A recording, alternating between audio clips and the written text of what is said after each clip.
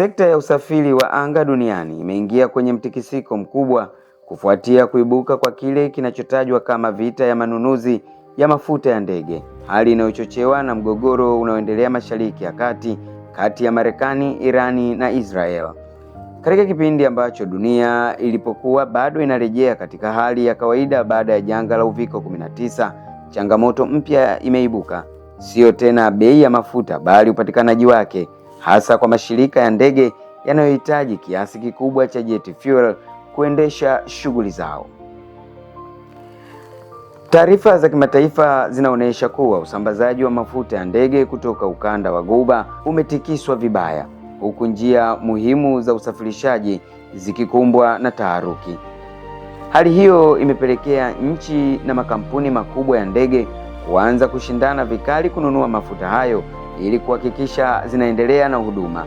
Matokeo yake, bei ya mafuta imepanda kwa kiasi kikubwa, ikiongezeka kwa gharama za uendeshaji kwa mashirika ya ndege na kulazimisha baadhi yao kuchukua hatua za haraka za kiuchumi.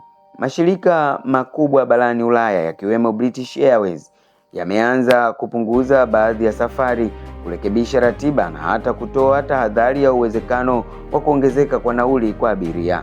Aidha, baadhi ya safari za masafa marefu zimeanza kuwa katika hatari ya kufutwa, hata zile zinazotegemea vituo vya kujaza mafuta katika maeneo yaliyoathirika zaidi na uhaba huo.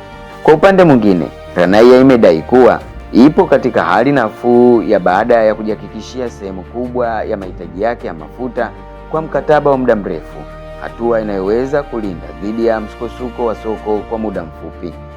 Wachambuzi wa masuala ya anga wanaeleza kuwa hali hii ni jaribio kubwa la kimataifa kwa sekta hiyo, kwani inaweka wazi namna sekta ya usafiri wa anga unavyotegemea kwa kiwango kikubwa utulivu wa kisiasa na kiusalama katika maeneo yanayozalisha mafuta. Zaidi ya hapo, hali hii ni athari pana kiuchumi, kwani usafiri wa anga ni muhimili muhimu wa kibiashara, utalii na uwekezaji duniani. Kupunguza kwa safari au kuongezeka kwa gharama kunaweza kuathiri mnyororo mzima wa uchumi, kuanzia biashara ndogo hadi makampuni makubwa ya kimataifa. Kwa sasa, dalili zinaonyesha kuwa dunia imeingia katika awamu mpya ambapo mjadala wa mafuta haupo tena kwenye kupanda au kushuka kwa bei yake, bali imehamia kwenye uhakika upatikanaji wake, jambo linaloweza kubadili kabisa taswira ya sekta ya usafiri wa anga katika miezi ijayo.